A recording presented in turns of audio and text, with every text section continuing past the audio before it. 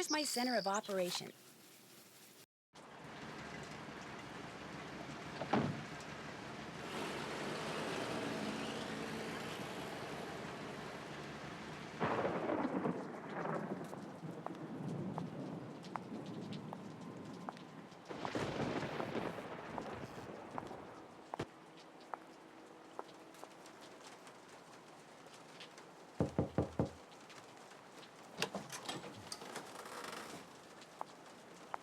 Hello?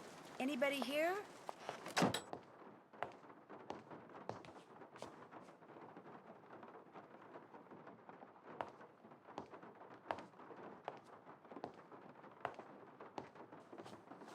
Hi, the door was open.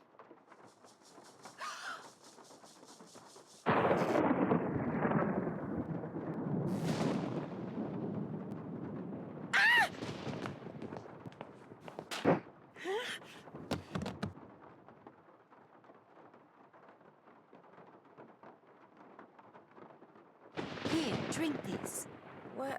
What is it? Something that'll make you feel better. Drink it. Just a couple sips.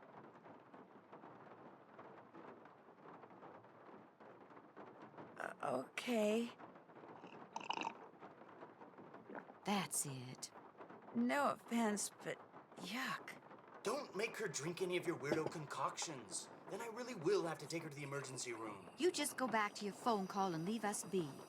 Don't pay him any mind. Where am I? You're at Henry Bolet's house, dear, in the library. He and I carried you in here after I found you unconscious in the foyer. Why is it so dark in here? The electricity went out. Lightning must have struck a transformer somewhere. What happened? Can you remember? Well, the front door was open, so I walked in, and then I saw I saw a skeleton. And then he saw me. And then the light started flickering, and he threw something at me that exploded. Well, the smoke must have made me pass out. You saw a skeleton? I'm sure it was just someone, wearing a costume or something. I'm Nancy Drew, by the way. I came to see Henry. So we surmised. I'm Renee Amand. I'm Bruno Bolet's housekeeper. That is, I was. This skeleton that attacked you, perhaps we should call the police. No emergency room, no police. Things are complicated enough as it is. Henry's feeling a mite overwhelmed. Well, you are looking much better, so I'm gonna get back to my plant potting. You need anything? I'll be outside in the garden. I should call them and keep them on hold for 5 hours and see how they like it.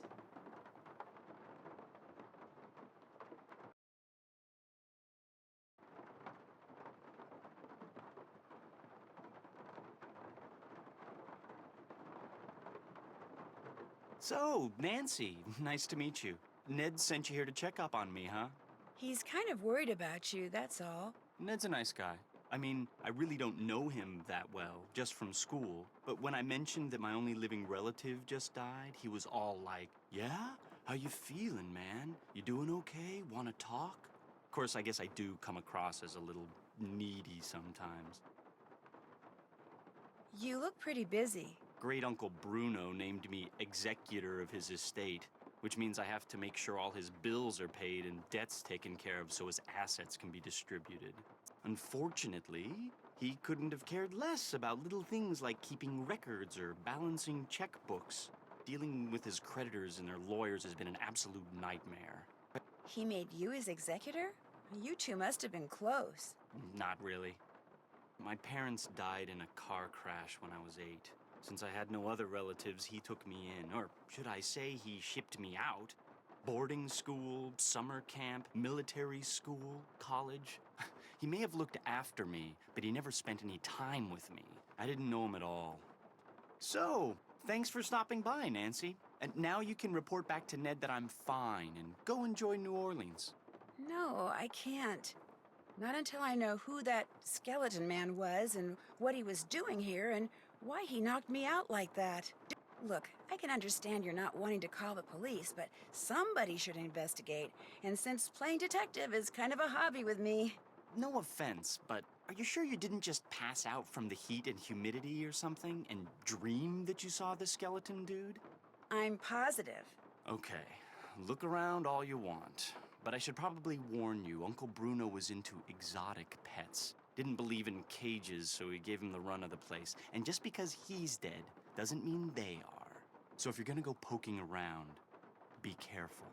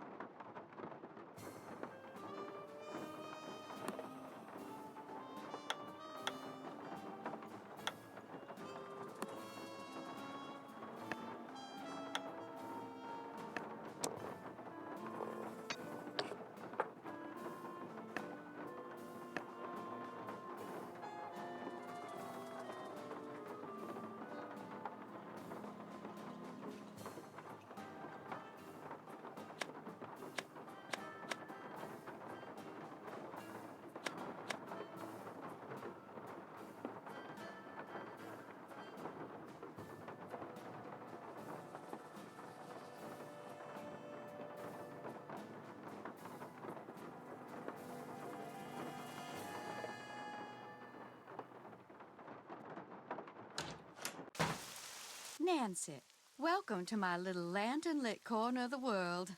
It's a little wet out here. I don't mind. No one should mind the rain.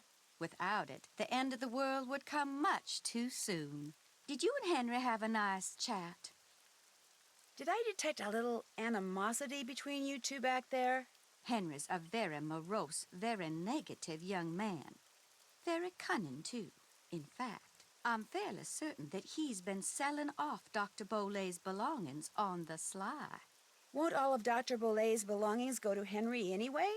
Absolutely not. According to Dr. Bolay's will, Henry is to get 30% of the estate. Dr. Bolay's physician, Gilbert Buford, gets 30%. Our Lady of Route 57 School of Dentistry and Cosmetology gets 30%. And I am to receive 10%. What was in that concoction you wanted me to drink after I got knocked out? Never you mind. It was just a little remedy I brewed up on the spot to help you feel better. If you don't like Henry that much, how come you're still here? I'm here because Dr. Bolay paid me in advance, and I always fulfill my obligations. If you don't mind my asking, what's in that little pouch you wear around your neck? Things. Secret things.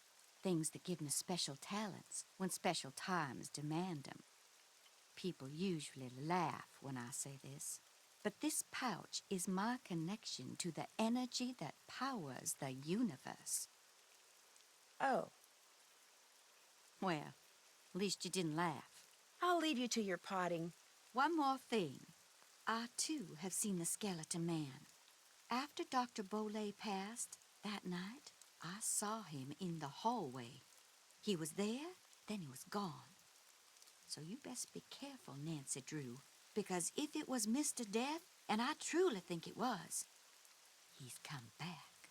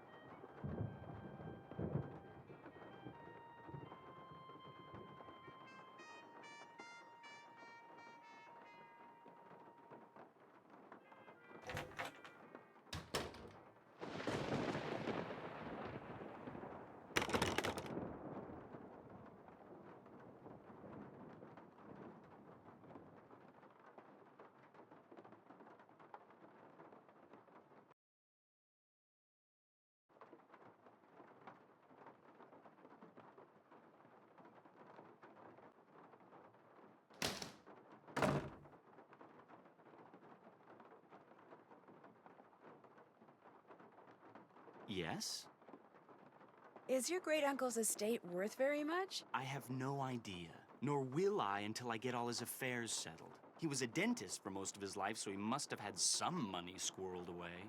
As you can tell, he was darn good at squirreling away junk. Have you had any of his things appraised? Somebody from a curio shop came in and took a quick look around, but it wasn't anything. Why is there an empty frame in the gallery in the other room? Apparently, someone stole the canvas. Renee says it disappeared sometime after Bruno died. Was it valuable? In a way, it was of my parents. I think it was painted in the garden out back. Renee doesn't like me. Wouldn't surprise me if she took it out of spite. I found this scrap of paper in the fireplace. Do you know anything about it? No. You always go digging around in people's fireplaces? Just looking for something that might tell me who that skeleton man was. Ah. Anything else? Why is there a model of a cemetery in the other room? Because Great Uncle Bruno used to oversee the cemetery next door. Made that scale model so he could keep track of where everything, or should I say everyone, was. Crafted all those miniature crypts himself. And people think I'm weird. Do you know what this is? I found it in the other room. Looks to me like some kind of tracing. I was thinking that maybe my skeleton man left it behind. Well, I sure don't know anything about it. Anything else? I'll let you get back to work. Sounds good.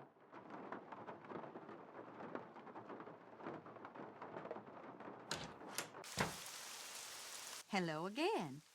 Have you ever seen this before? I found it by that scale model of the cemetery that's inside the house. It's a mystery to me. I suggest you ask Henry. He leaves things lying around all the time. I guess it figures I won't notice amid all the other clutter. But I do. I notice everything. How else may I be of service to you? What can you tell me about the painting that's missing from the frame in the gallery? Very little, I'm afraid. I didn't notice the picture was gone until after the reception following Dr. Bolay's funeral. I cannot even tell you what it was a picture of. Nice talking to you. Fare thee well.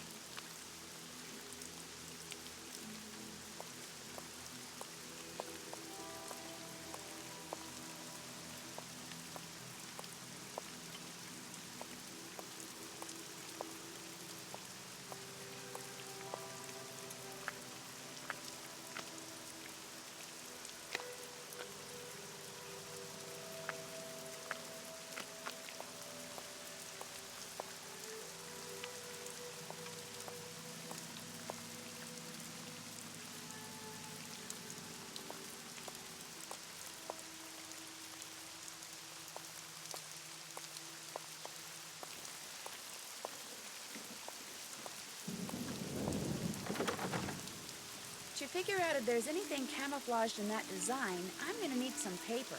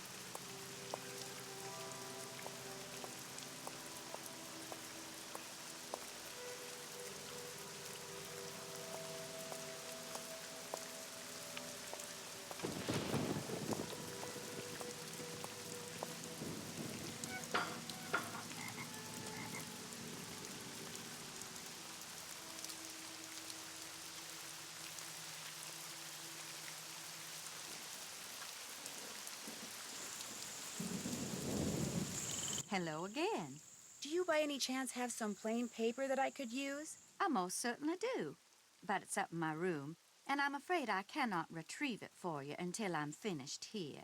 You get the sudden urge to draw a picture? Something like that. I know, I'll help you. That way you'll get done faster. Gracious, you are the picture of impatience, aren't you? Well, I appreciate the offer. But here, why don't you just take this instead? It's an extra key to my room. The paper's in a drawer in my nightstand. Just go on up and help yourself. But make sure you lock the door when you leave, you hear? You I trust. But Henry, him I do not. I really appreciate this. And long as you're going up there, my appetite could use a little placating, so I would be much obliged if you would bring me a candy bar from my nightstand. And take one for yourself while you're at it.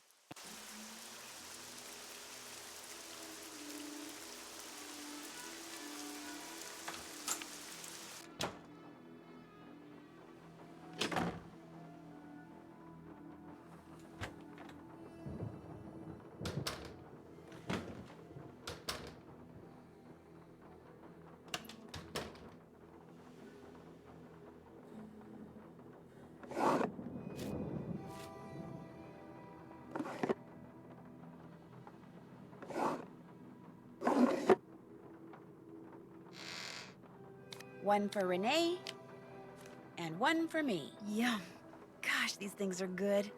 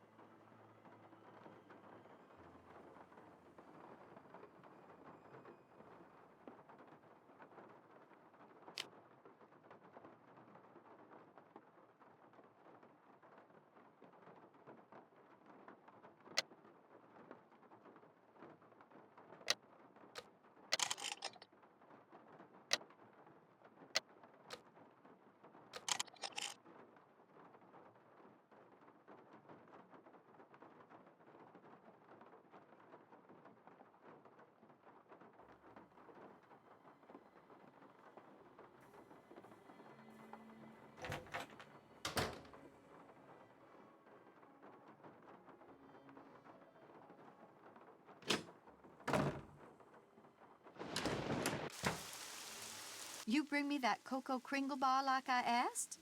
Right here. Bless you. I'm so hungry I could devour these plants I'm potting up, dirt and all. How else may I be of service to you? Whose boat is tied up down there where the bayou comes up to the cemetery? Do you know? That would be my boat. Comes in very handy when I need to forage for certain swamp-dwelling plants. Those weird symbols on the wall in your room, do you know who painted them? I did. Fact of the matter is, there's a spirit living in that wall. A spirit? Got a voice that'd send shivers down the spine of Dracula himself. Used to hear it sometimes, in the dead of night, half talking, half whispering, saying this one word I never heard before, like it was from a language no one on earth spoke. And suddenly, I knew. The spirit was trying to cast a spell on me. So I got me a book and found out that by painting the word I heard on the wall, syllable by syllable, in hoodoo signs, I could counteract the word's power. And you know what? The spirit has not spoken that word or any other since. What was the word? Darling, a sack full of water moccasins couldn't get me to say that word out loud. Nor will I write it down, no sir. Not ever, ever, ever. I'll leave you to your potting. Come see me any time. What? I'd better get going. Thanks for coming by.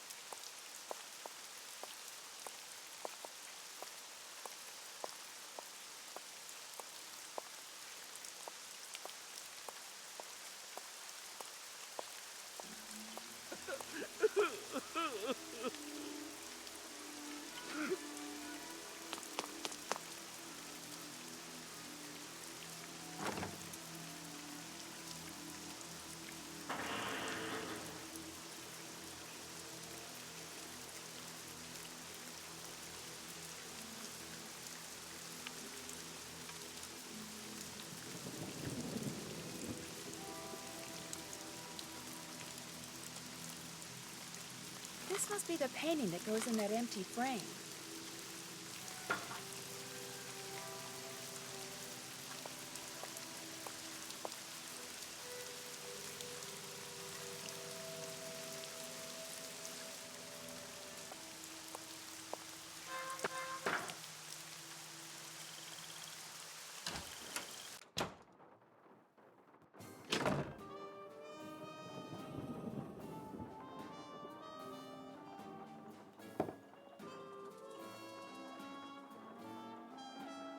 Did that.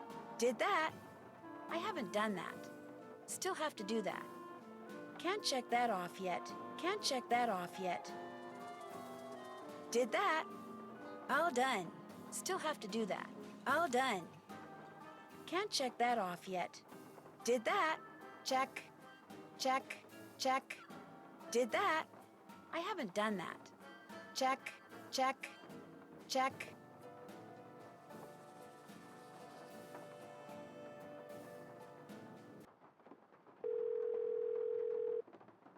Due to current weather and road conditions, cab service to the greater New Orleans area has been temporarily suspended. We regret being unable to serve you at this time.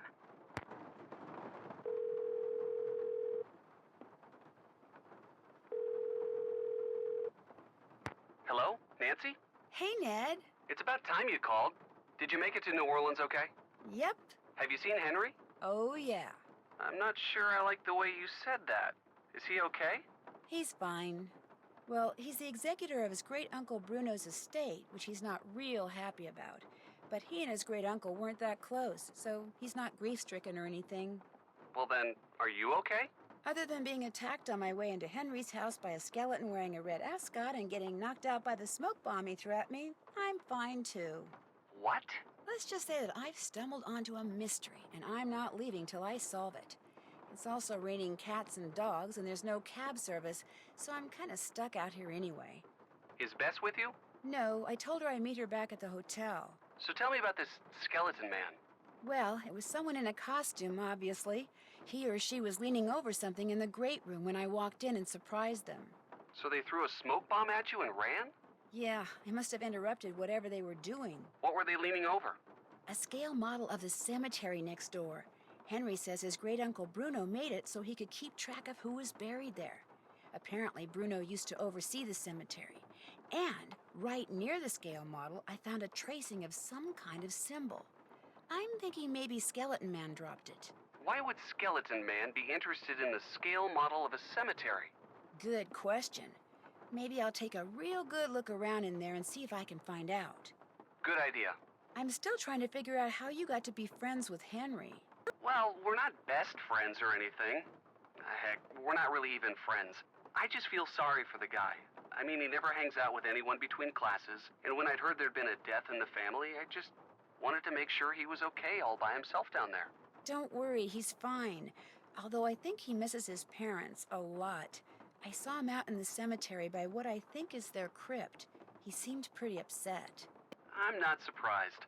I get the feeling that what Henry looks like on the outside is just the opposite of what he looks like on the inside. You know, you're a pretty nice guy. Yeah, I know.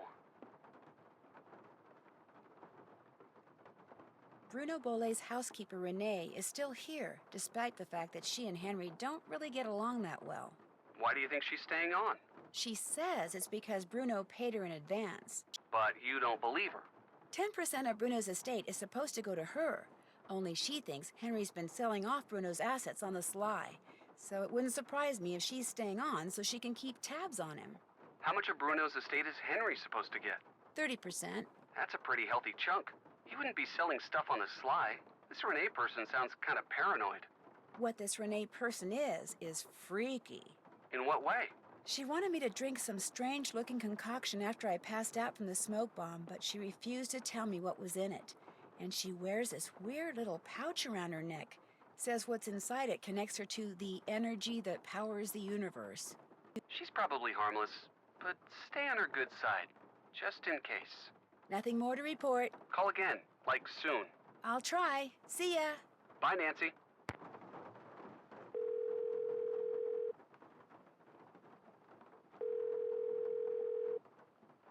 Hello? Bess, hi, it's me. Hey, Nance, I just got back from shopping, which I am happy to report is fantastic here. So, what's going on with you? A lot. A lot is in a whole bunch of fun stuff? Let me start by telling you what happened when I arrived at Henry's house. I walked up to the front door and discovered it was open, so I walked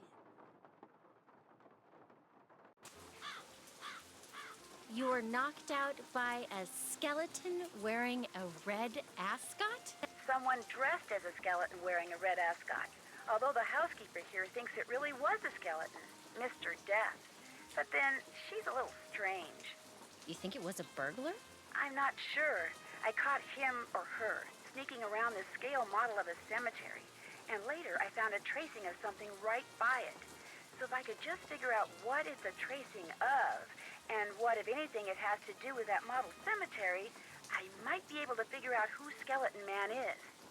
I know that tone of voice. You're not leaving there until you've done just that, are you? Actually, I'm not leaving because they've canceled cab service around here because of the rain. In fact, since I can't go anywhere, I'm hoping you can check something out for me. I found some kind of receipt in the fireplace that may or may not be a clue. What's it a receipt for? That's what I need to find out. See, it's half burned up. All I can read is the receipt number and the name of the place it's from. Zeke's. Zeke's? You gotta be kidding me. Why? What do you mean? I mean, I'm sitting here on our balcony in the French Quarter looking down at a place across the street called Zeke's. That's great. So go over there and ask whoever's behind the counter what receipt number 21-3872 is for. You want me to snoop? I wouldn't call it snooping. Forget it. Not gonna do it. Beth, I'm not good at that sneaking around stuff, Nancy. I get nervous, my tongue gets all knotted up, my palms sweat, to say nothing of my armpits. Beth, receipt number 21-3872. Just go in and ask what it's for. No big deal. Maybe not for you. Beth, you can do it. This is not gonna end well, I just know it. Okay, I'll call you as soon as it's over. I'll be waiting.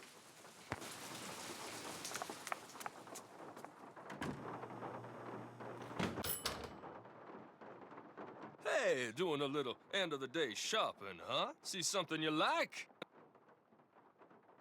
I like everything. That's what I want to hear. I'm Lamont. This is my place. So if you got any questions, I'm the guy to ask. Actually, I do have a question. This friend of mine found the number of a receipt that came from this shop, and she asked me to ask you what the receipt is for. But if you're really busy, or you'd rather not, or it's against the rules... No problem. What's the number? 21-3872. 21-3872. Here we go. That ticket was for a large box of assorted unknown items I bought from Henry Bolay. And, that's all I can tell you. Assorted unknown items? It's a box with a bunch of different things in it, kind of like a grab bag. Look, I just don't want to make trouble for anyone, okay? Can you tell me what was in the box? It's still in the back room. I haven't had a chance to really go through it yet. Hey, is there something else I can help you with? Beads, hula dolls, old books. Got great deals on all of them. Is Henry Bolay a friend of yours? No, I met him at the reception at Bruno's house following the funeral. Gave Henry my card, said when he wanted to start liquidating, he should give me a call. Was Bruno a friend of yours? Way I hear it, Bruno Bolay didn't have any friends. But I wish he had been my friend. I mean, that house of his is filled with junk. He kept everything. For someone in my business, the place is knick-knack heaven. Seeing as this place is called Zeke's, and it's your place, shouldn't your name be Zeke? Guy I bought this place from wouldn't sell it to me unless I swore I wouldn't change the name. So I didn't. Funny thing was, his name wasn't Zeke either. I think I'll look around some more. Enjoy.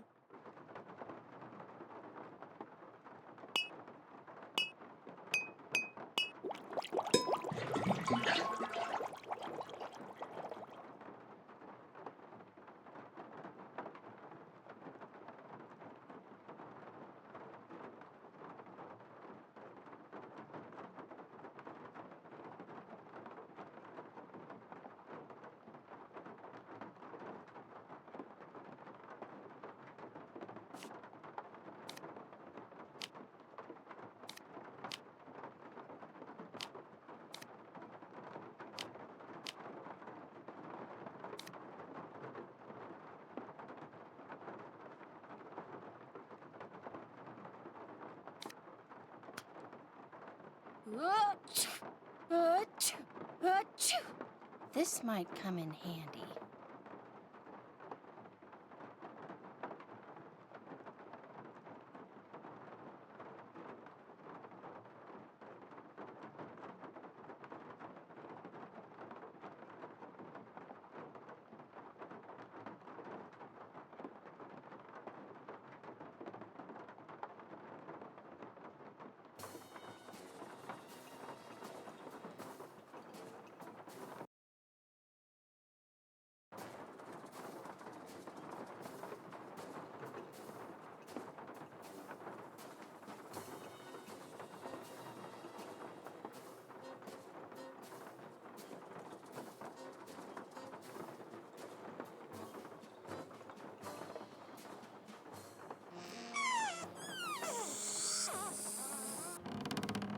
That doesn't quite cut it.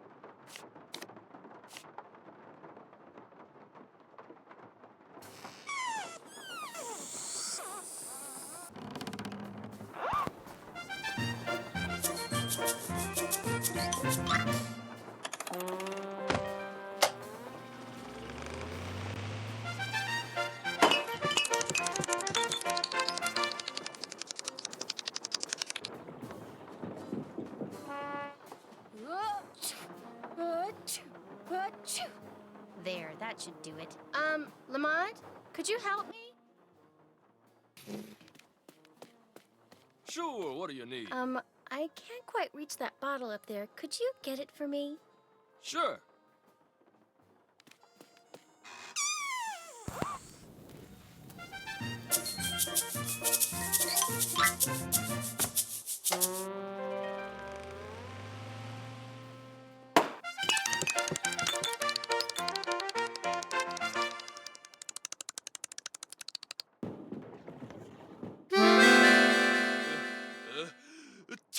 Oh no! Oh my gosh! Oh shoot! I'm sorry. I'll go get you something. What do you need? Nose spray. Back room. No spray, back room, got it.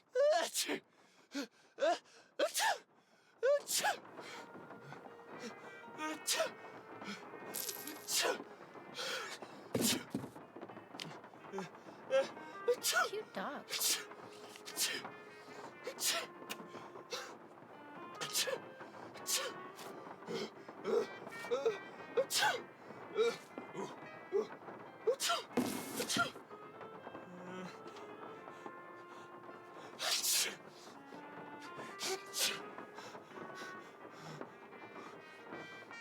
I need to go through that box for Nancy, then get the nose spray for Lamont.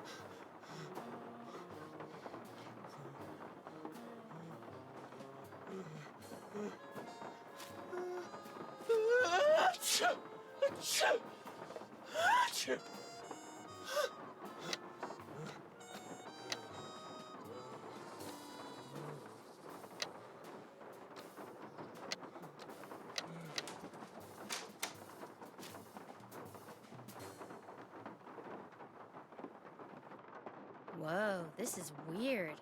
I better call Nancy and read this to her word for word. Wow, Bess, that is weird. No, I'll tell you what's weird. The box the letter is in is padded, and it has this round indentation in it that's the exact size of a human skull. It's like it used to contain a skull, but now it doesn't. Did you find anything else?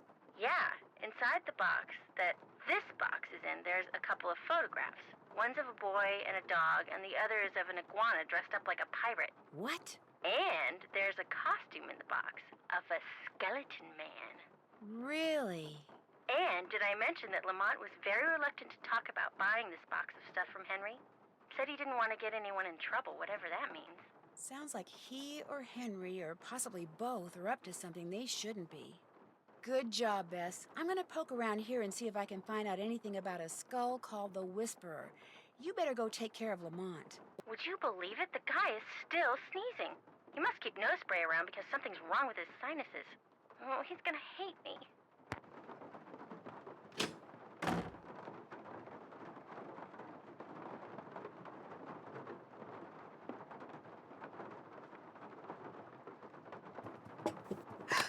What was that?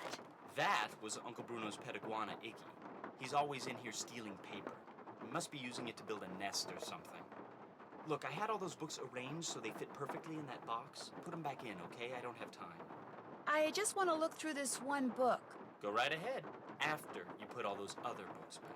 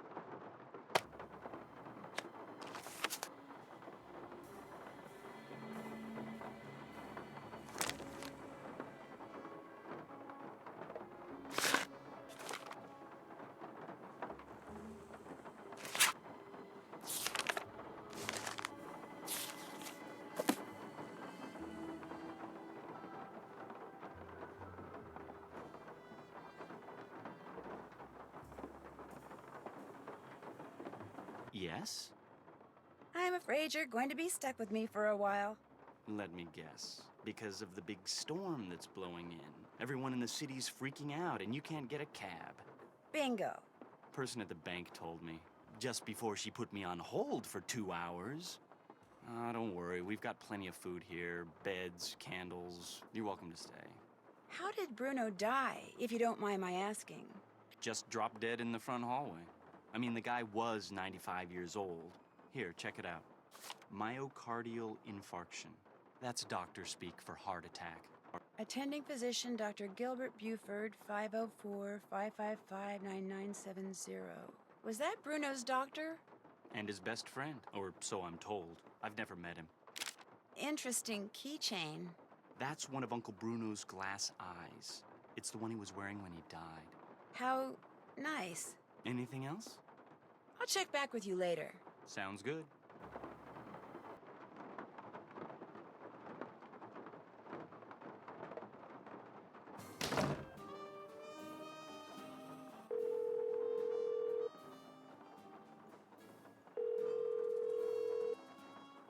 Yes, hello?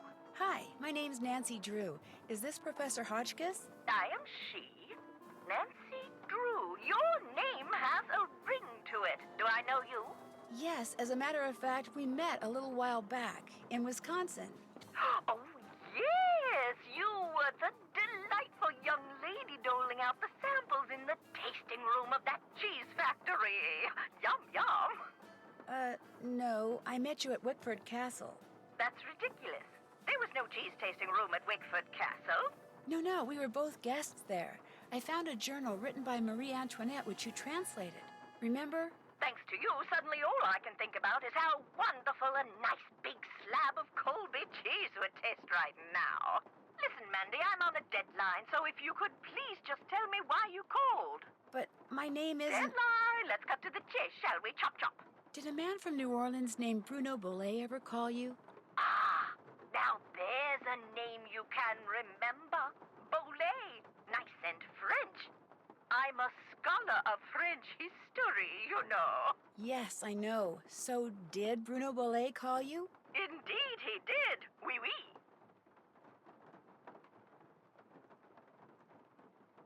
Why did he call, if you don't mind my asking? Because he had read my book, of course. The Crystal Skulls. Fact or fable, one of my best efforts. Sold like hotcakes, smothered in a rich, tangy lemon sauce. Did he say anything about owning one of the skulls himself? I would have hung up on him straight away if he had. I tell you, Brandy, if I had $1 for every crackpot who's called claiming to own one of those skulls, I'd be able to dine at the Russian tea room every evening for the rest of my life. All right, that's a bit of hyperbole, but you get the picture. No. If memory serves, we talked mostly about the skull called the Whisperer. He wanted to know if I had learned any more about it since my book was published, which I hadn't, or if I had any theory as to what happened to it, which I didn't. And that was the extent of your conversation? Well, now, let me think. My, such insatiable curiosity, Nellie. You remind me of someone I encountered on one of my journeys. But for the life of me, I cannot remember her name or the circumstances. Nancy Drew? Wickford Castle? Ah! The eyes have it. I'm sorry? That's what Bruno Bollet said when I turned the tables and asked him if he had any idea where the Whisperer was. He said, the eyes have it. Then he chuckled and hung up.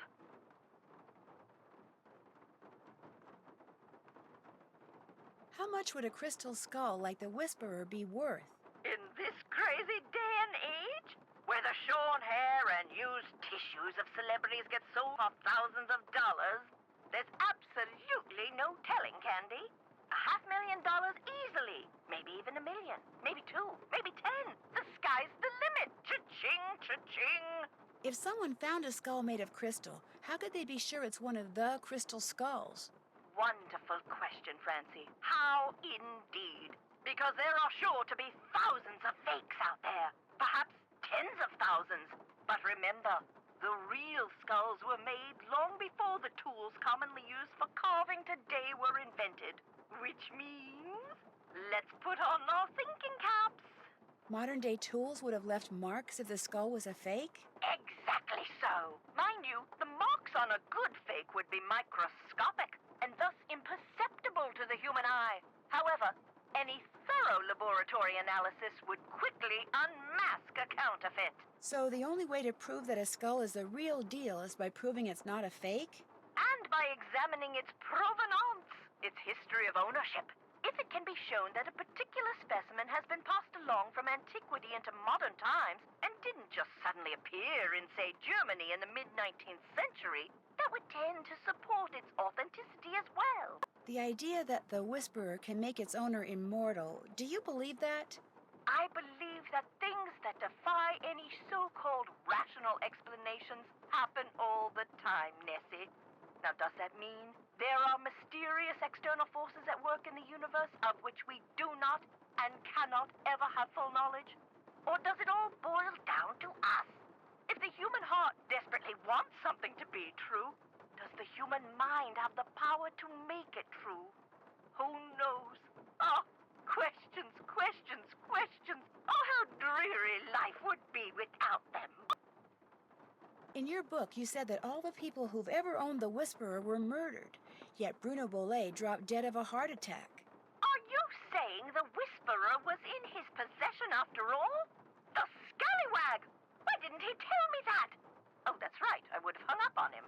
Well, if that's the case, then I strongly suggest you take a close look at his so-called heart attack, Sandy. Because if he owned the skull and he died, I guarantee you it was at the hands of someone else. Or my name's not Beatrice Gertrude Winifred Hotchkiss.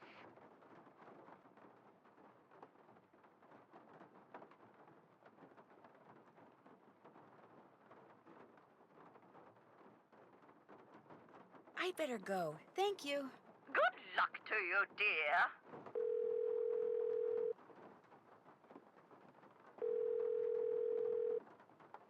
This is Dr. Gilbert Buford's answering service. How may I help you? I need to talk to Dr. Buford. Could you maybe give me a number where I can reach him? No, ma'am, I cannot. Is this an emergency? Sort of. I mean, it's not a medical emergency. See, I'm only going to be in town for a short time, and Dr. Buford and I have this mutual friend who died recently, and I just really need to talk to him about it. Need some consoling, huh? Yes, I need some consoling. That's it exactly. Well, tell you what. It's against the rules to give you his phone number, but I can tell you that now that he's all but retired, Dr. Buford spends most of his evenings at his favorite gumbo stand down in the French Quarter. If you really need to talk to him, you can probably find him there. Great. Do you know the address? It's at the corner of Rampart and Domain. Did you say Rampart and Domain? I did indeed. Granny Pumpkin's Cajun cooking. They make some darn fine gumbo. Thank you. Thank you very much. You're welcome, and I'm truly sorry about your loss. My loss? That mutual friend of yours and Dr. Buford's? Oh, right. Thank you. That's very kind of you. Bye.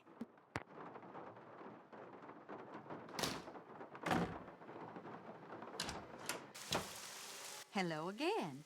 Did Dr. Bolet ever say anything to you about a crystal skull? He may have referred to it as the Whisperer. No, he never so much as mentioned a crystal skull, whispering or otherwise. Were you in the house when Dr. Bolet passed away? I was indeed. I was in the library cleaning when all of a sudden I heard a big thump. I hurried out to investigate, and sure enough, there was Dr. Bolet lying by the front door. And as I rushed over to him, the door opened and in walked Gilbert Buford. He took one look at Dr. Bolet and hollered at me to call 911. So I ran back into the library and did just that. When I came back out, Gilbert was leaning over Dr. Bolet, listening for breathing, I suppose. And then he started pushing up and down on his chest. But it was too late. Even I could tell that Dr. Bolet was gone. What was he doing by the front door? I assume he saw Gilbert coming and was going to open the door for him. Not that there was any need. As you yourself discovered, people around here seldom lock their front doors during the day. But you know, in the back of my mind, I have always wondered about Gilbert Buford showing up at the door at that exact moment. I understand that Dr. Bolet had some interesting pets, like an iguana. That man never met a creature he didn't like. He'd train them to do all kinds of silly tricks, then let them run free, inside the house as well as out. Do you know how he went about training them? I surely do not. Don't get me wrong. I liked Dr. Bolet, I truly did. But I swear, sometimes his activities made as much sense to me as bathing in a bayou full of gators. Nice talking to you. Thanks for coming by.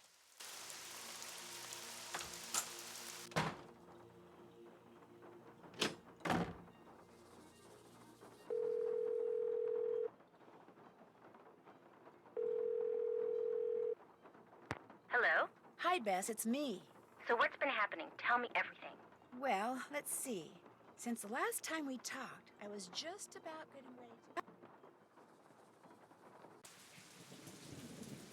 Interesting stuff. But the reason I called is, I need you to talk to this doctor named Gilbert Buford, who, as it turns out, likes to hang out at a gumbo stand called Granny Pumpkin's Cajun Cookin', which should be right across from our hotel. You just want me to talk to him? That's it? Nothing nefarious? No black ops stuff? He was Bruno Bolet's doctor, and apparently his best friend, too. I just need for you to see if he thinks there was anything weird about the way Bruno died. What do you mean by weird? I mean, I kind of think maybe Bruno was murdered. Murdered? By whom? That's what I'm trying to... Including this Gilbert Buford guy? Well... Great, I'm gonna be chatting up Jack the Ripper. Oh, I'm sure the guy's fine, but be subtle, just in case. Well, I can see the gumbo stand from our balcony. If he's the guy that's sitting down there, I guess he looks harmless. Okay, I'll go talk to him. Thanks, Bess. Let me know what happens. Cheerio! Why, hello, young lady. How kind of you to grace an old man with your lovely presence. My name's Bess Marvin. I'm looking for Dr. Gilbert Buford. Well, it's a pleasure to report that I am he. Your answering service said I'd probably find you here. This here is my favorite spot in the whole city. Delicious gumbo, pleasing view, particularly now, I might add. I'd like to ask you some questions about Bruno Bolet, if that's okay. I'd prefer subject matter of a happier nature, but I do not want to seem inhospitable, so what is it you want to know? Is it true that Dr. Bolet was your best friend? Well, now, I was certainly his best friend, but I cannot honestly say that he was mine. Fact is, while socializing with my fellow man, particularly with pretty young women such as yourself, has always been a source of pleasure for me, Bruno was just the opposite. Unfortunately, the older he got, the more numerous his idiosyncrasies became, and the less concern about their negative effect upon others he became. His idiosyncrasies didn't bother you? Now, as a doctor of medicine, I am not only accustomed to dealing with the abnormal, but I find that I am actually drawn to it. I, for one, thoroughly enjoyed Bruno's outlandish personality, although at the same time I fear it may have played a role in his demise. You see, he died of a myocardial infarction, most likely caused by age-related atherosclerosis. Dying of a heart attack is all too common for people who are socially isolated, and Bruno Bolet had most certainly become that. Did they do an autopsy on Dr. Bolet? No. Given Bruno's advanced age and the absence of any indication of foul play, an autopsy was deemed unnecessary, and the body was cremated according to Bruno's wishes. Did Dr. Bolet ever say anything to you about owning a crystal skull? Why, yes. Yes, he did. In fact, he showed it to me once. Said it had magical powers. Said owning it was going to allow him to live forever. I thought it was utter nonsense and told him so. Well, he didn't appreciate that at all. Refused to talk to me for a full 2 weeks. What'd the skull look like? It was quite beautiful, actually. Life-size, perfect in form and clarity. like a diamond almost. Tell me, Miss Bess, what do you know about that crystal skull? This friend of mine, who is also a friend of Henry Bolet, you know, Dr. Bolet's great-nephew. Anyway, while she was visiting Henry, she saw this book in Bruno's library about the legendary crystal skulls and was kind of intrigued and thought that since Henry said that you were pretty much Bruno's only friend, maybe Bruno had said something to you about it, and as it turns out, he had. That's all I know. I see. Well, much as I'd like to believe that skull holds the key to immortality, I'm afraid Bruno's passing proves it's worthless. Although it would make an attractive paperweight, as I recall. Tell your friend not to give it another thought. Dr. Bolet's housekeeper says you just happened to walk in just as he was having his heart attack. Is that true? Indeed it is. I hadn't seen him for a while, so I picked that day to pay him a visit. I walked up to the front door, found it unlocked as usual, opened it, and there he was, lying on the floor in obvious distress. The next thing I know, his housekeeper came running in and started shrieking and carrying on, until finally I sent her out of the room so she could summon an ambulance, and I could once again hear myself think. Well, let's see. Then I knelt down and saw that he wasn't breathing. So I pulled him away from the doorway so I'd have more room to work on him and began chest compressions. I continued until the medics arrived, but nothing they did made a difference either. Was Dr. Bolet unconscious the whole time? Yes, he was. Can you remember anything that might indicate what he was doing by the front door? I mean, had he just come in from a walk? Was he wearing a hat? Was he holding anything? Had he dropped something? An umbrella? Sunglasses? Wait a minute. Why, yes, he was holding something. A piece of paper. And on the floor next to him was an envelope. He must have collapsed while reading a letter.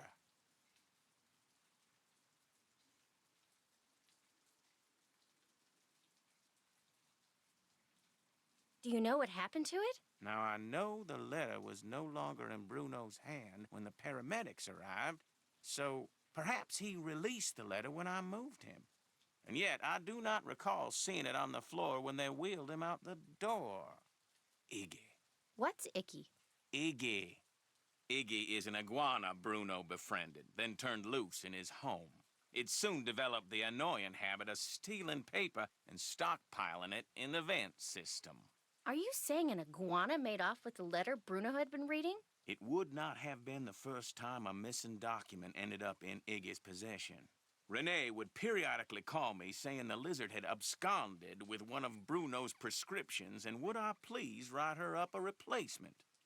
In any case, Bruno once told me he was training Iggy. Said he taught Iggy to retrieve the things it had stolen.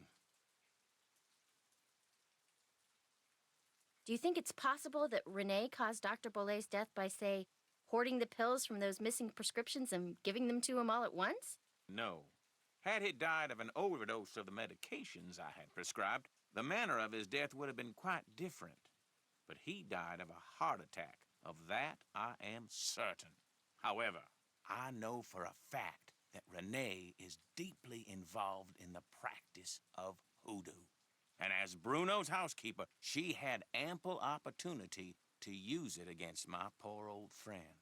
You mean hoodoo really works? Young lady, never, ever underestimate the power of suggestion. If a person believes in something, even on a subconscious level, fantasy can easily become fact. And who knows what rubbish Renee filled Bruno's mind with? Drink this, don't eat that. This brings good luck, that brings bad, day in and day out. Even if he said he didn't believe a word of it, who knows how much his subconscious was absorbing? He was very old and vulnerable. So could Renee have caused Bruno to have that fatal heart attack? There's not a doubt in my mind she could indeed. I've bugged you enough. Good night.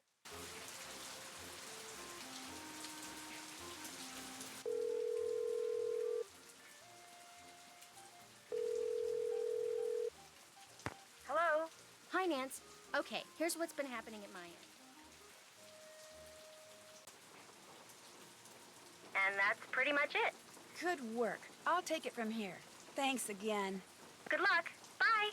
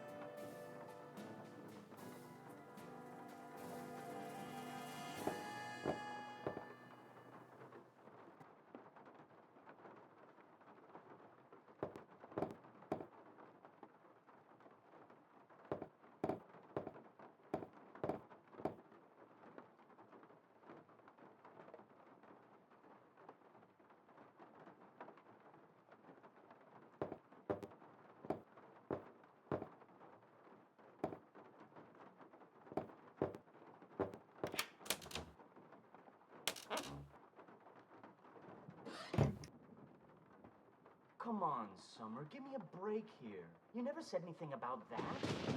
Well, how was I supposed to know? I mean, what am I, telepathic? No, come on, don't get upset. Look, I'll see what I can do, okay? What do you mean, something else? You gotta be kidding me, Summer. I don't have that kind of money. No, I meant, I don't have it now, but I will, soon, okay? Bye. Oh, man.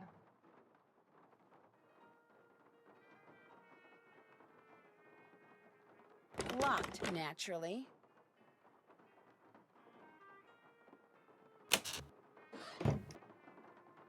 Can't check that off yet. Can't check that off yet. Can't check that off yet. Check. Still have to do that.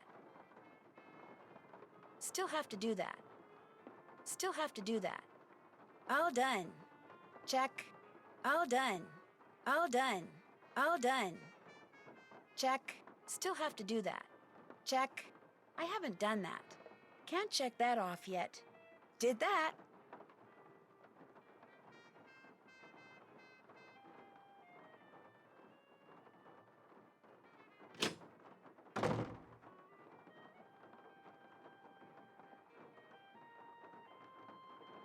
Yes?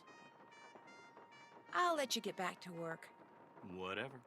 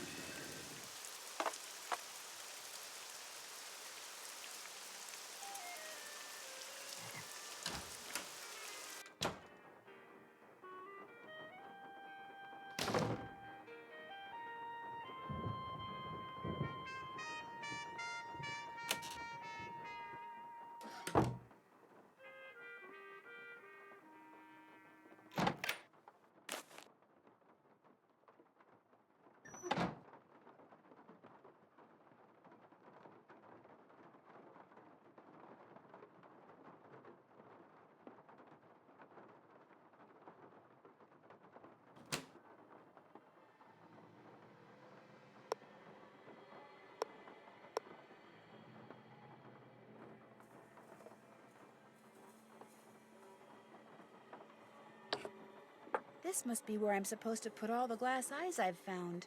Let's see how we're doing.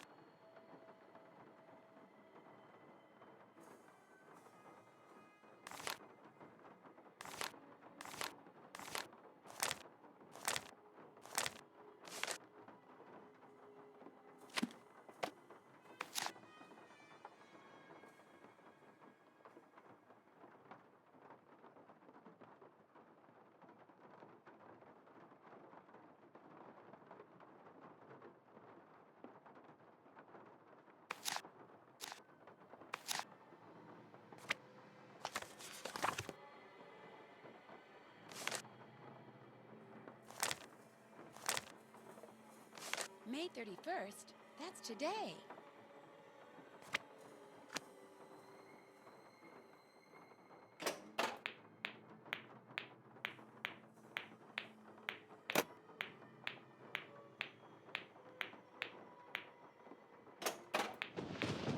Gotcha!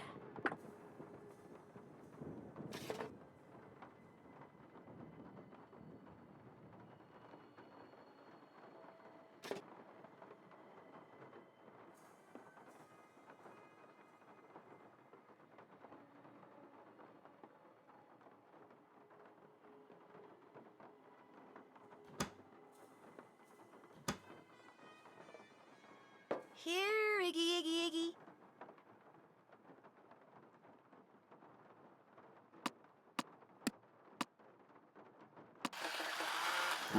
Do, Di, Fa.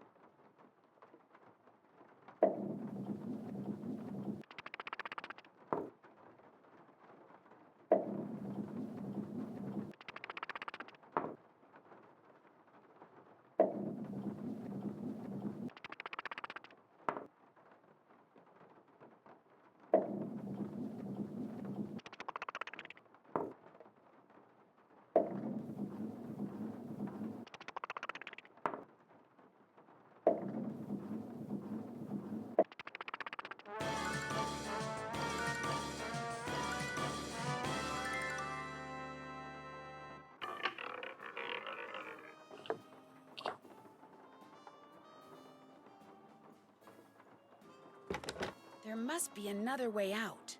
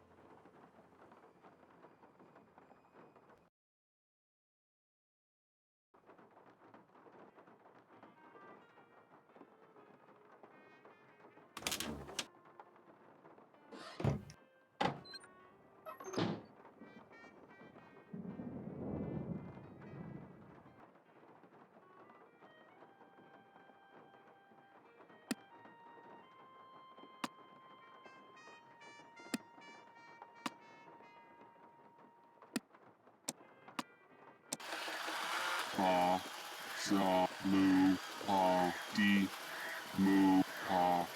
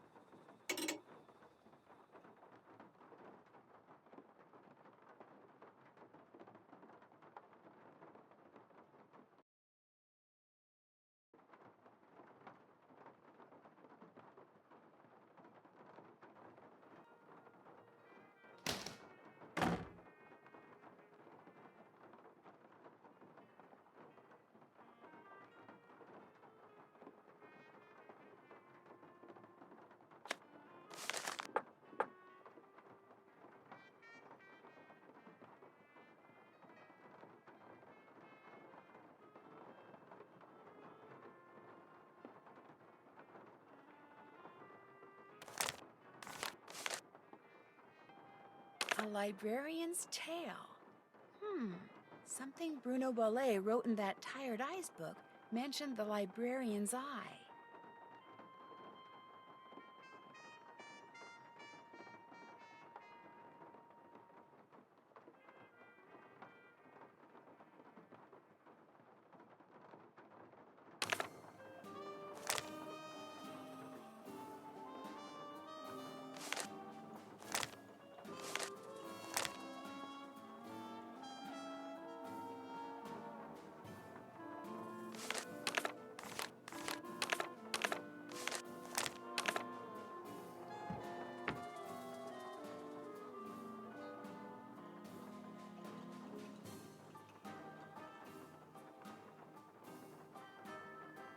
Here we go, a librarian's tale.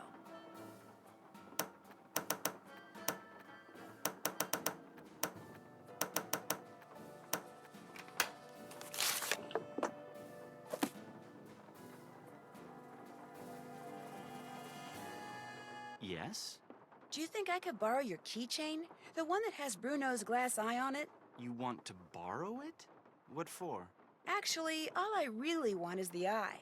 I mean, it's just so cool. What if you break it? I won't. I'll be really careful, I promise. I don't think I want to take that chance. Sorry. The box of your great uncle's things that you sold to Zeke's curio shop, that was a no-no, wasn't it? What box of things? I don't know what you're talking about. I checked out that half-burned receipt from Zeke's that I found in the fireplace. Well, somebody screwed up somewhere because I haven't sold anything to anybody. Why would I sell one lousy box of stuff when I'm about to inherit a whole house full of stuff? Get real. You sold it because you needed some quick cash in order to keep Summer happy, didn't you? How do you know about her? Playing detective is actually a lot more than a hobby with me. I could make a lot of trouble for you, Henry, but if you come clean, tell me about Summer. She's this girl I'm in love with. I think she loves me back, but she's so unpredictable it drives me nuts. How is she unpredictable? I never know what's gonna make her happy. Like, just before I left, I took practically every bit of cash I had and bought her a bunch of CDs. You know, to keep her occupied while I was gone, right? Well, soon as I get here, she calls and says her sound system just went bluey and I had to buy her a new one because what good were the CDs I bought her if she couldn't play them? So then you threw a bunch of Bruno's things into a box and sold it to that curio shop. Yeah, I wired her the money, but then she called and said she also needed new headphones. Next call, it was new speakers. And now she expects me to buy her a flat-screen TV. When I try to talk to her about always wanting more like that, she gets really mad. But I'm afraid if I don't give her what she wants, I'm afraid she'll dump me. And I couldn't take that. I mean, she's the only girlfriend I've ever had. Ever will have, probably. Look, you don't need to go telling Renee or any of those lawyers about selling that stuff, right? I guess I could just forget all about it. Especially if you were to, say, do something for me. I know. You still want the glass eye? Take it. Go ahead. It's all yours. You want something, I want something, take it and we're even, okay? Well, it's not like you sold off half the estate or anything. $300. That's all I've gotten out of his estate. I swear. Go on, take it. I was naughty, but from now on I'll be nice, I promise. Do you know anything about the crystal skull that was in that box of junk you sold to Zeke's? There wasn't any crystal skull in that box. Are you sure? It would have been inside another box. Well, I did throw in some smaller boxes. Like I said, I was just grabbing stuff. Was it valuable? All I really know for sure right now is that it's missing. Great. Be just my luck to have sold something that wasn't junk to that glorified trash collector. I'm going to keep looking around. Whatever.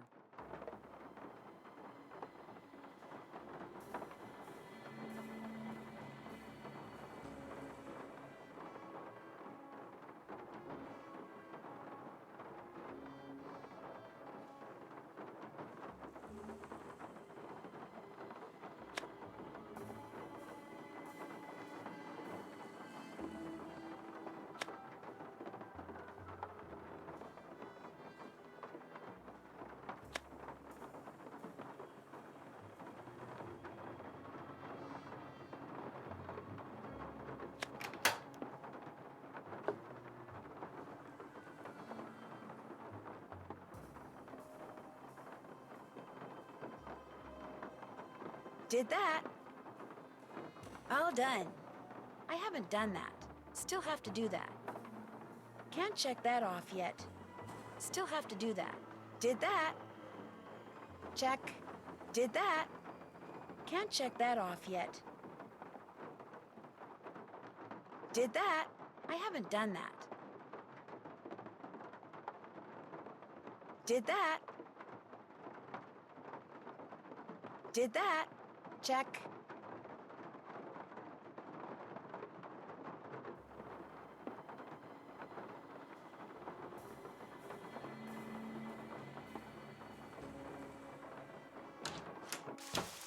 Hello again.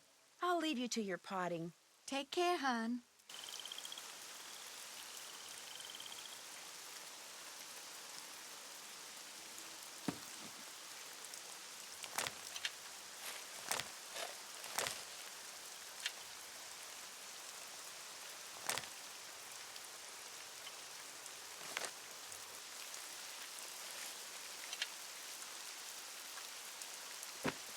Hello again. I'd better get going. Fare thee well.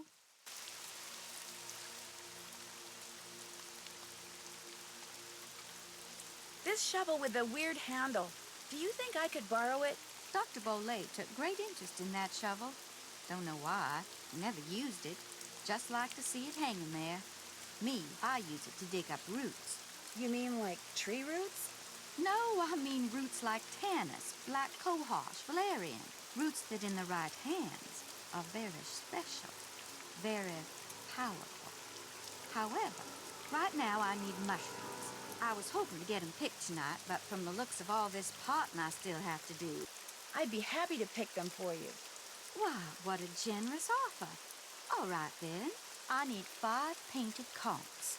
They're mushrooms that have got a short, fat stem and a large bell-shaped cap covered with big red dots. You might find 1 or 2 here in the garden, but you'll have better luck in the boggy part of the cemetery.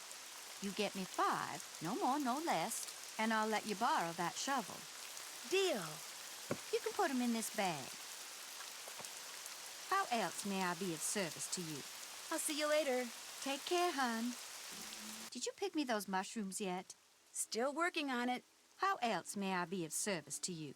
I'll leave you to your potting. Thanks for coming by.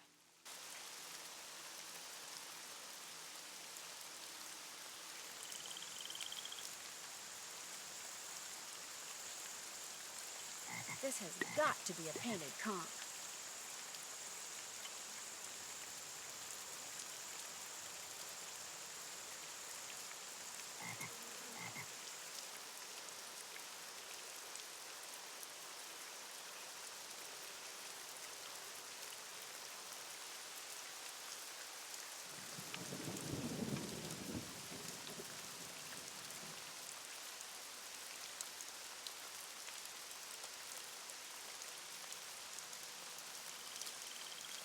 Another painted conch.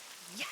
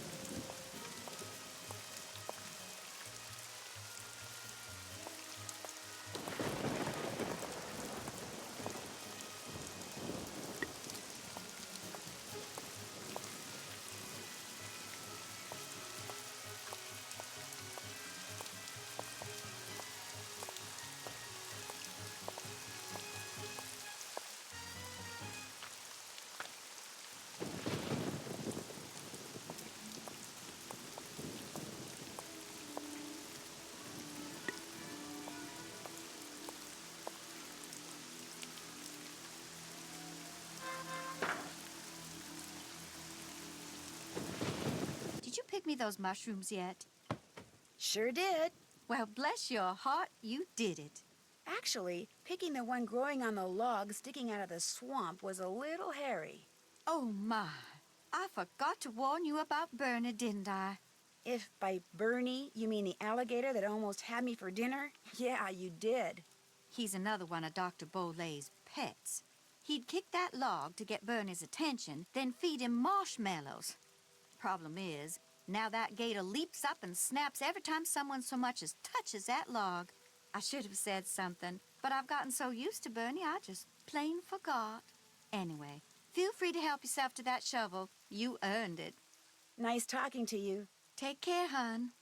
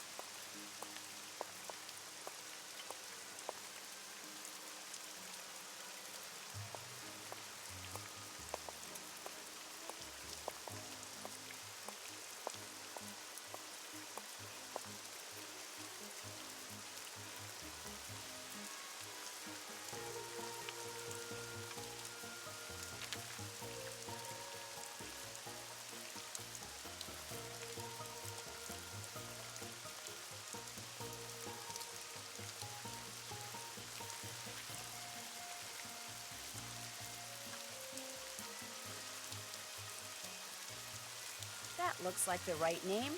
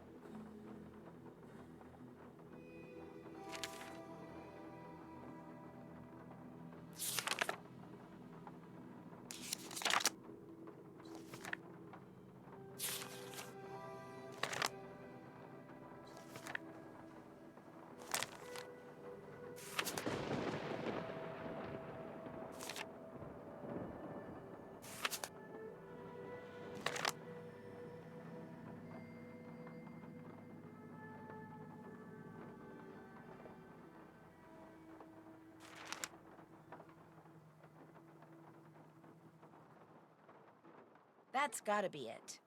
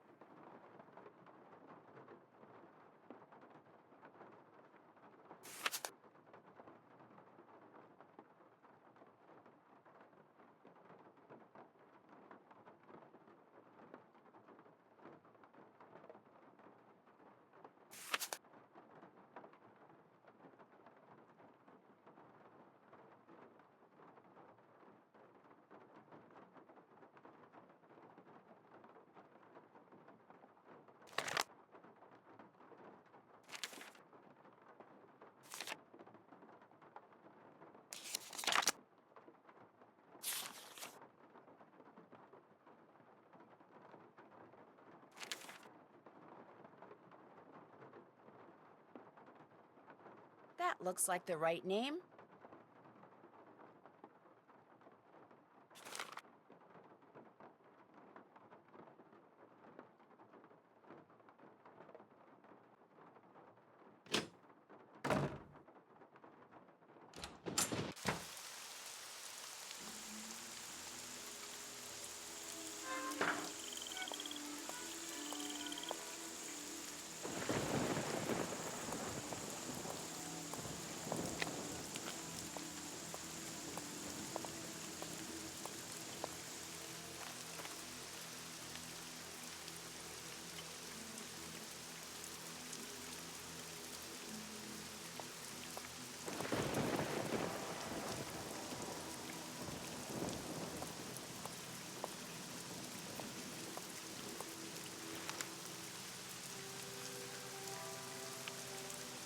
That doesn't make sense.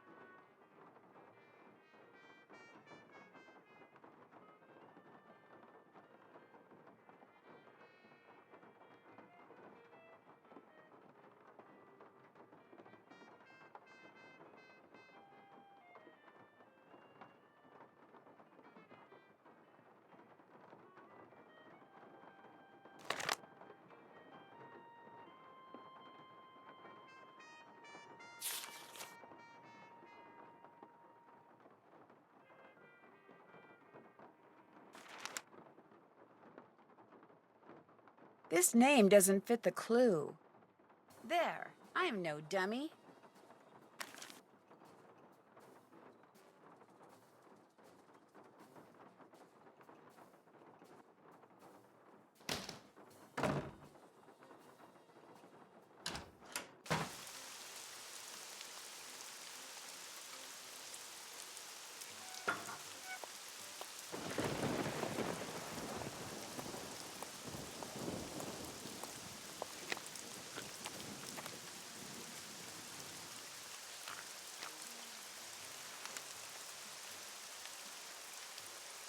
That looks like the right name.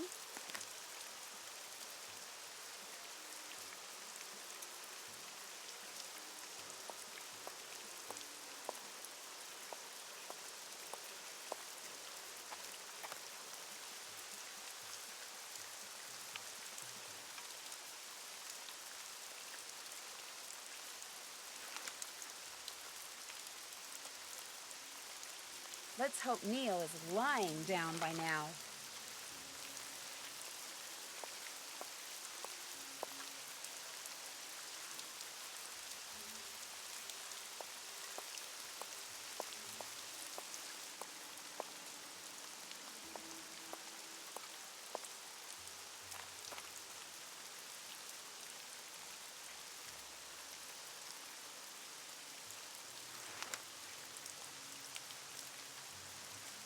Bingo.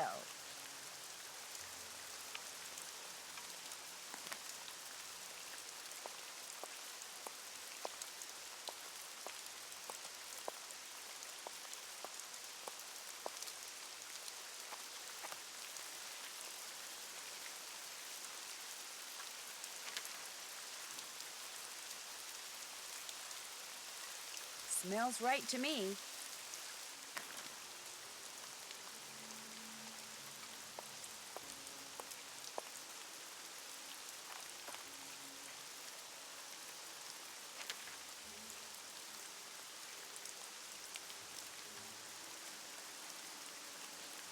Hopefully this will givens me a clue.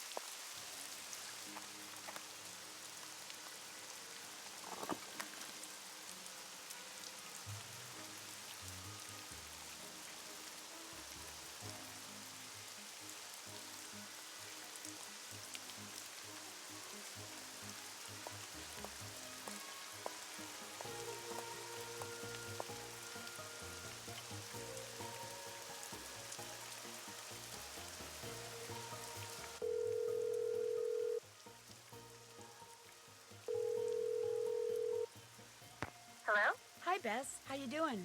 Great. I just took a nice, luxurious bubble bath and I'm ready to boogie. When are you coming back here? That's still kind of hard to say, but listen. Remember that old photo of a boy and his dog you said you saw in that box of stuff Henry sold to Lamont? Yeah? Did it look like it was maybe taken in the 1920s? That's exactly what it looked like. Why? Because I need to find out the name of Bruno Bolet's dog. And if that boy was Bruno, then that was probably his dog. Was there any writing on the picture? Yeah, as a matter of fact, I think it said Bruno. That's all it said? Just Bruno? No, it said Bruno but whatever came after and was hidden by the frame. I really need to know the name of that dog. Oh, no. No, you don't. No more snooping. Bess, just get in the box again and see if the dog's name is on that picture. That's all I want you to do. How? I can't just go waltzing into Lamont's back room. And he's for sure as heck not gonna fall for that sneeze contraption again. There must be some other way you can distract him. Please, Bess, I can't tell you how important this is. You gotta do this for me, please. Okay. We're not gonna have any fun here until you solve this mystery, and since you can't do that until I do this... Okay, I'll sneak into the back room and take another look at that photo. I mean, I will if I don't screw up. Think positive, Bess. You're gonna do fine. You bet I am. In fact, I'm not going to call you again until I have seen that picture. I'm going in. You go, girl.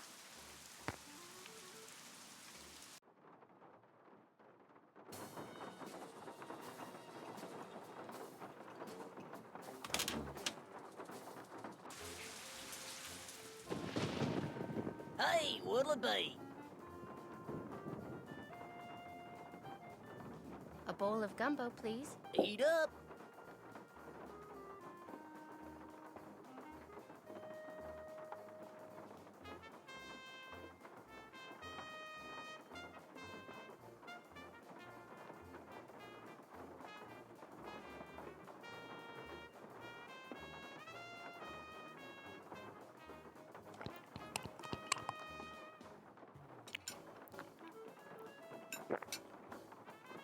Talk about spicy.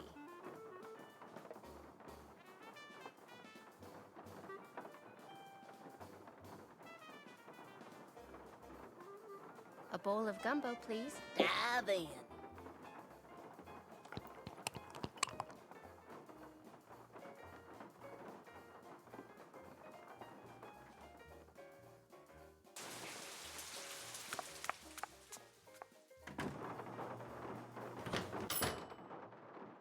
Hey, That gumbo stand outside?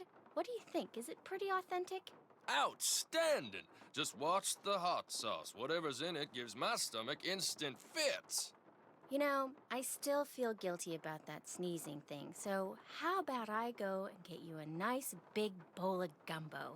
Just so happens I'm starving, so hey, you got a deal. Great. I'll be right back.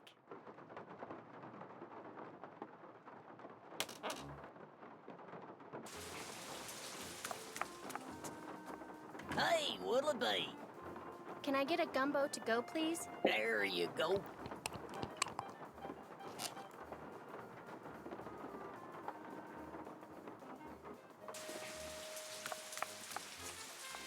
Another question? I hear that you're a member of the Jolly Rogers crew. Is that true? Perhaps I am. Perhaps I am not. I'm sure someone as charming and attractive as yourself has her share of secrets, too. Am I right? Be that as it may, just what is a crew? Crews are organizations whose primary purpose is to put on parades during Mardi Gras. They also put on fabulous parties. Very private parties. Members only. Some consider crews to be private clubs. Secret societies is a term others have used. However, back in the 1990s, the city decided not to issue the Jolly Rogers any more parade permits, unless they opened their crew to pretty much anyone who wanted to join. So, refusing to be blackmailed, they chose instead to simply not put on parades anymore. As far as the city is concerned, the Jolly Rogers no longer exist. Was Bruno Bolet a Jolly Roger too? Perhaps. Perhaps not. I'll let you get back to your gumbo. Good night.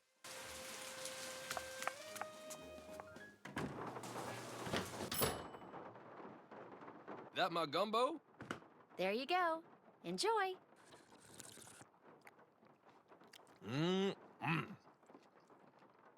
Uh-oh. Oh, you're gonna have to excuse me.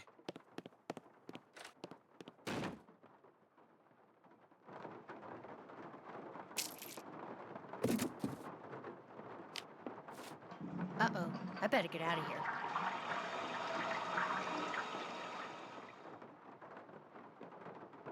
Grant? The dog's name was Grant? That's what it said on the photo. Kind of a weird name for a dog, huh? Yeah, well, Bruno Bolet was kind of a weird guy. Hey, thanks a lot, Bess. You've been a huge help. I'll tell you, being sneaky takes a lot out of me. I'm exhausted. I still don't know when I'll get back there, so just kind of hang loose, okay? Story of my life. Call me if you need me. I will. Bye.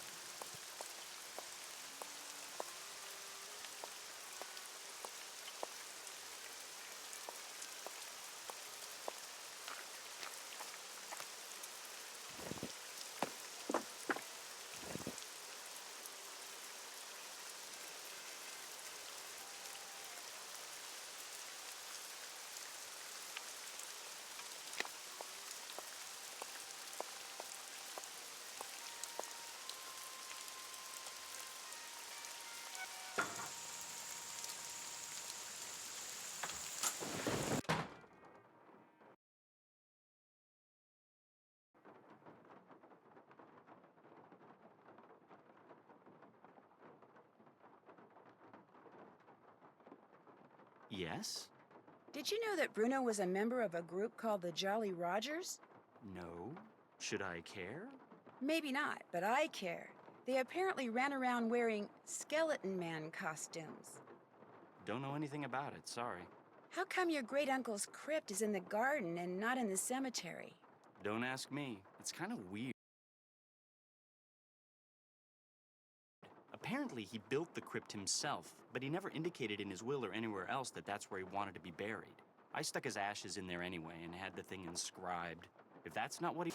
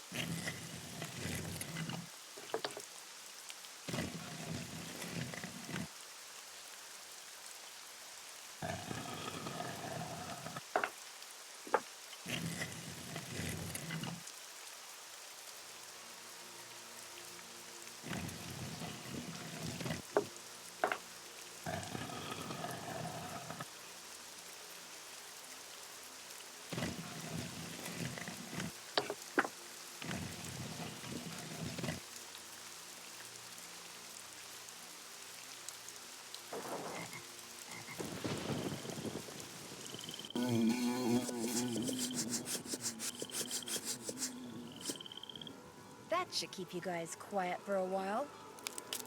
I don't want to bug those wasps again unless I absolutely have to.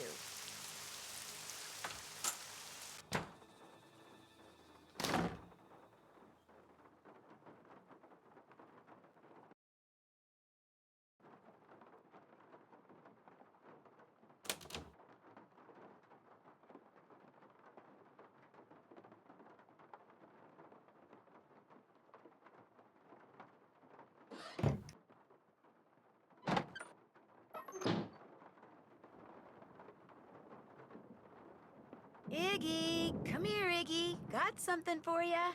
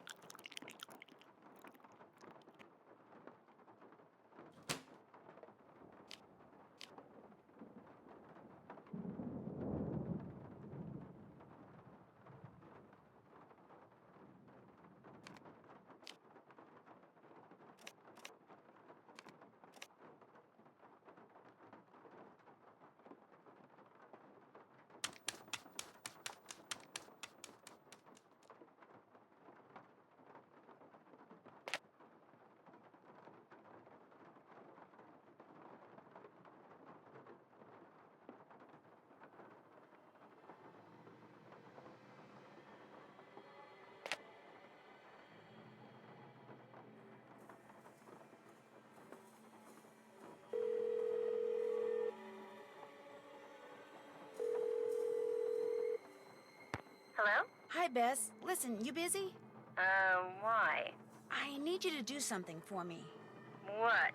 I need you to infiltrate the meeting of the Jolly Rogers crew that's about to be held at Rampart and Dumaine, which has got to be right near Zeke's. You're gonna have to look around for it. Now, to get into the meeting, you'll need to put on that skeleton man costume you saw in the back room. And once you're in the meeting, you'll need to listen for the name that opens the meeting so you can tell me what it is, okay? No. Beth, I know you don't like to do stuff like this, but this is really, really, really important, and it'll be the last thing I ask you to do. I promise. Oh, all right. I don't suppose it would do any good to point out that the curio shop is closed. You'll find a way in.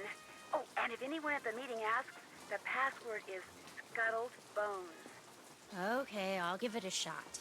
That's the spirit.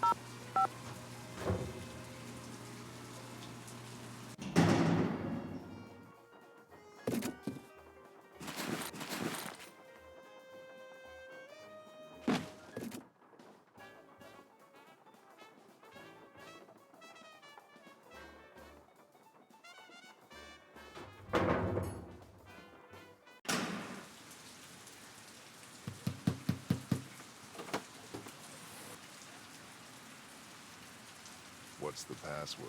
Password? Right. Let's see. Scuttled Bones.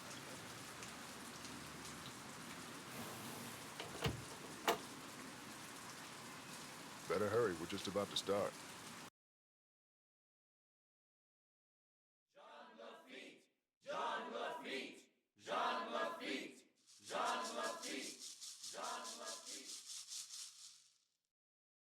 Welcome, my fellow Jolly Rogers. that We voice. have several pressing matters to discuss this evening, so let us begin. As you may or may not have heard, certain city officials are attempting to deny us the right not only to gather in public places during the Mardi Gras season, but they have also seen fit to... Shoot, I forgot to turn off my cell phone. It seems we have an uninvited guest. Get him! Let go! You're making a big mistake. Let go of me. Look, I'm not here to make trouble. You're making a big deal out of nothing. Can't we just talk about this? Where are you taking me? If you just let me explain. Why, it seems our trespasser is of the female variety. Let's have a look. That's right. You know me and I know you, Dr. Buford. And I also know that you were the one who attacked my friend over at the Boley Mansion today. And if you don't tell me why right now, I promise you, you are going to be in one big world of hurt. The young lady's clearly upset about something. Clarence, take over the meeting while I try to find out why she's making all these crazy accusations. They're not crazy and you know it.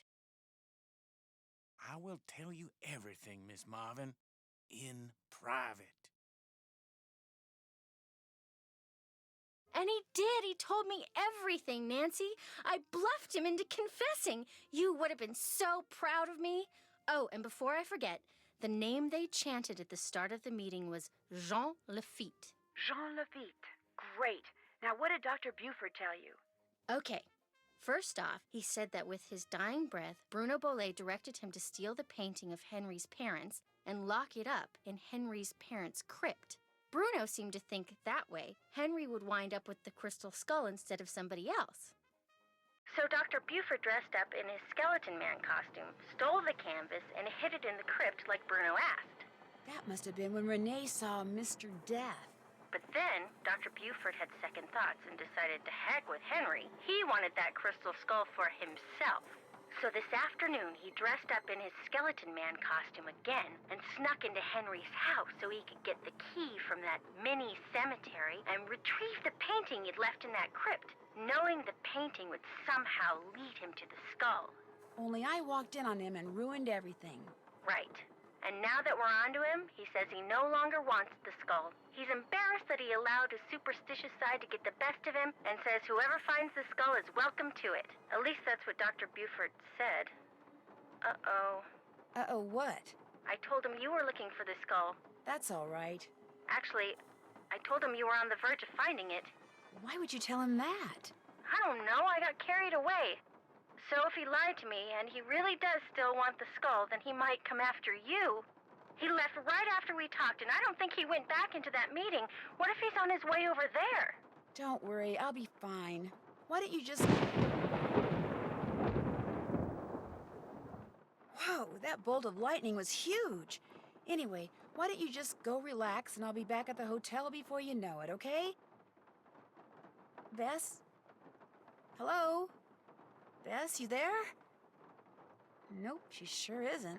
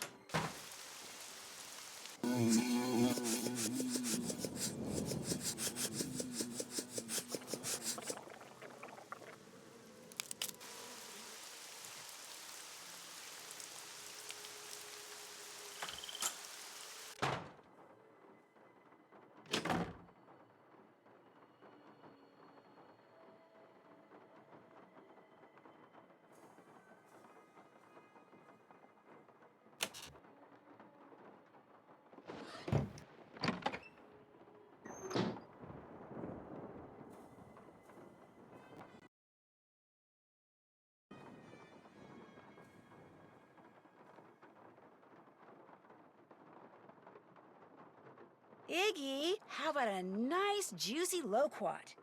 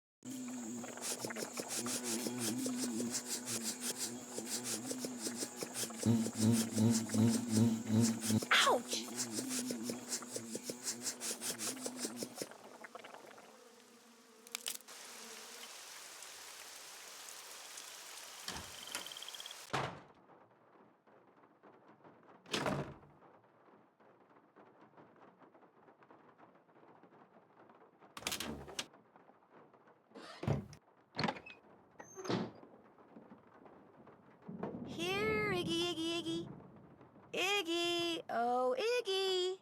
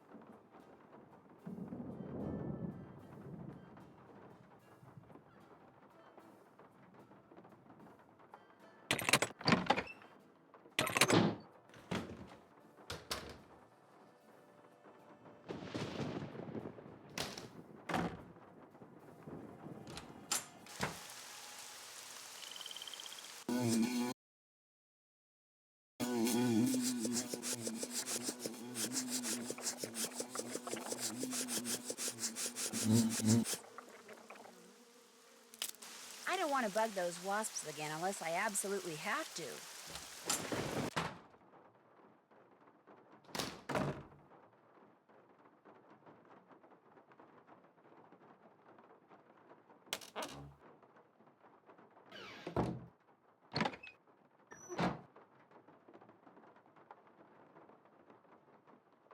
Iggy, how about a nice, juicy loquat?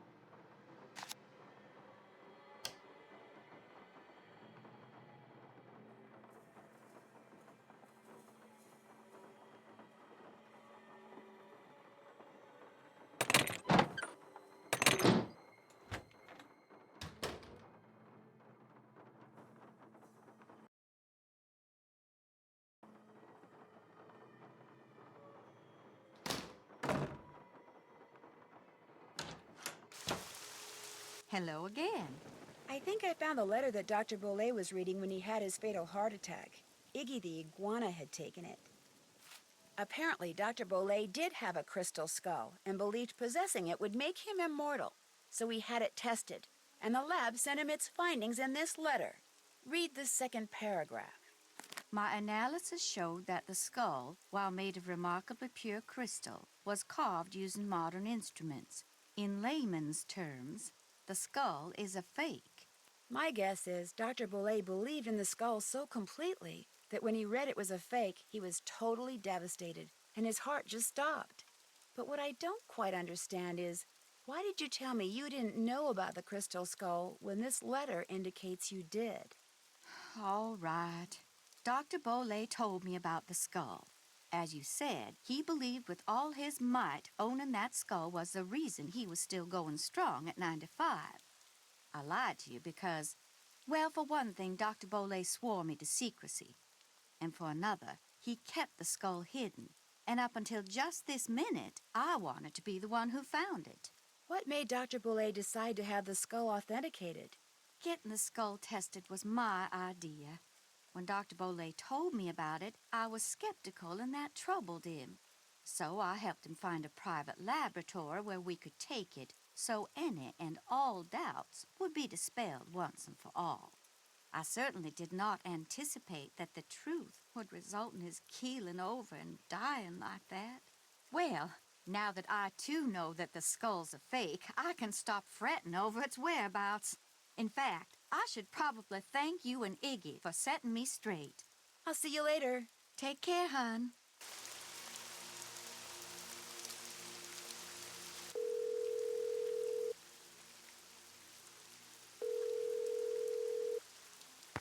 Yeah? Is this Milo Research and Technology? This is Chaz, Milo. Service forwarded your call to my cell. What do you want? Are you all right? I'm at the gym. On the treadmill. It's called multitasking. Well, about the letter you sent to Dr. Bolet, you know, where you told him the skull was a fake, I was just wondering... I never told him that. Never told him what? I told him that skull was authentic. No, you said in the letter the skull was carved using modern instruments. I said all the tests I ran proved the skull had been hand-carved and hand-polished. Probably took decades to make. But the letter Dr. Bolet got said just the opposite. Then the letter he got must not have been the letter that I wrote. Are you saying the crystal skull is real? Hey, I'm not saying it's magic or anything. I'm just saying it wasn't made using 19th century, 20th century, or 21st century technology. Did you carbon date it to see how old it was? The thing was pure quartz. No carbon in quartz. No carbon, no carbon dating. Hey, look, I'm gonna hang up now. If I try to talk anymore, I'm gonna pass out. Just one more question. Did you send that letter saying the skull was authentic to anyone else? No, just Dr. Bolet. I heard he died recently. Good thing I billed him up front. Yeah, well, thanks for your help. No problem.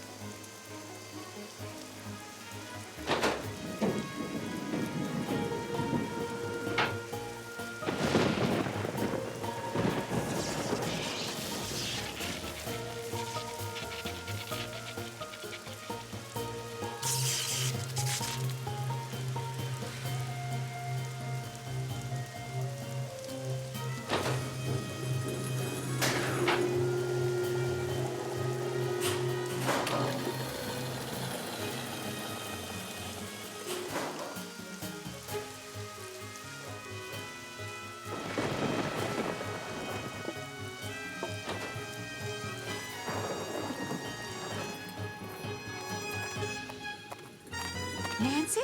That you in there? Goodness sakes, gal, what on earth have you gone and done? The lid's closing and I don't know how to stop it. Here, I'll pull you up. Toss what you're holding up here, then give me your hands. Come on, you best hurry. Here it comes. Renee, a little help, please? The crystal skull. After all that scheming, how do I finally get it? Why, this nice little Yankee gal just hands it to me. Renee, help me. Hurry, please.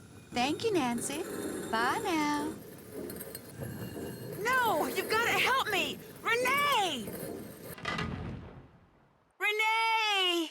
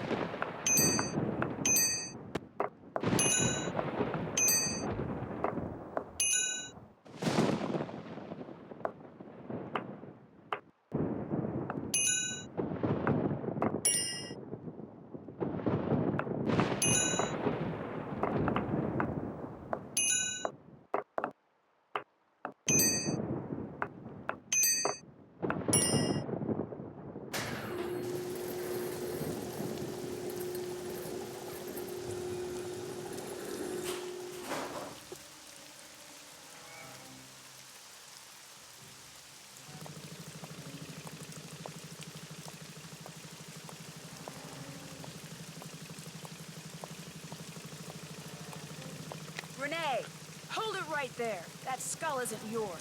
To say nothing of the fact that you just tried to bury me alive. The skull is mine. It wants to be mine. Yes, I did my share of scheming to get it. I got Dr. Bolay to go to the authenticators, then switched the letter they wrote saying it was real with one I wrote saying it was fake, in hopes that Dr. Bolay would just hand it over to me. Yes, my plan failed, and yet, here we are. I have the skull. Why? Because it knows that I will fulfill its destiny. Bruno Bolay wanted Henry to have it. That's why he had Gilbert Buford steal that painting and hide it in Henry's parents' crypt. Because he hoped that way Henry would eventually find it. Henry's a fool. If he ever got his hands on this, he would just turn around and give it to that trashy girlfriend of his. Dr. Bolay, he just wanted it because he was terrified of dying. Gilbert Buford, too. And that Lamont fella, he just wants to sell it to the highest bidder. But me, my motives are pure. I am going to protect it so it can rendezvous with all those other skulls. I'm going to be right there when they start conversing, and all the mysteries of the universe are forever solved. Ah!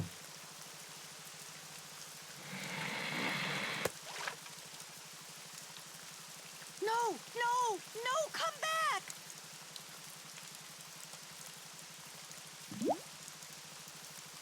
Renee burst into tears and sobbed as Bernie swam away with a crystal skull. It made me feel sorry for her for about 2 seconds. After all, while she may not have meant to cause Bruno's death, she certainly meant to cause mine when she left me sealed up in that crypt. It felt good to turn her over to the police. Later that night, Dr. Buford came over and apologized for knocking me out with that smoke bomb and for allowing himself to think, even for a moment, that Bruno's crystal skull was anything more than a pretty piece of quartz.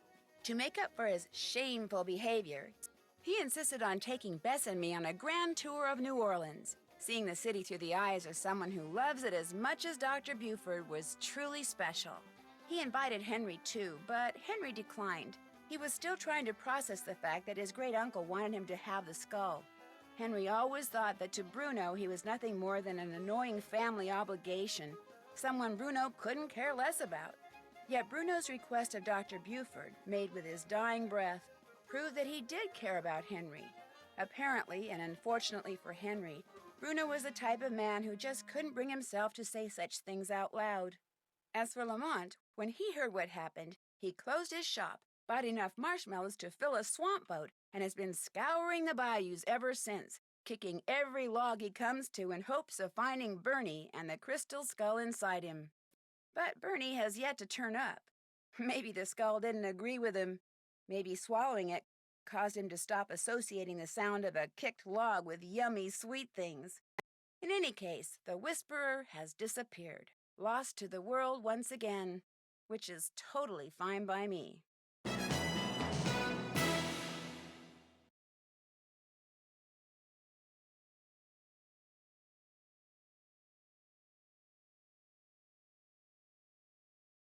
Talk about a detective's dream come true. The Italian police called me personally and requested that I travel to Italy and help them stake out a suspected thief in Venice. Unfortunately, what started out as a simple assignment in a city filled with canals, gondolas, and romance quickly morphed into a full-fledged undercover operation, and I soon found myself trapped in a maze of lies, disguises, and danger. Help me find my way out by joining me in my next adventure, Phantom of Venice.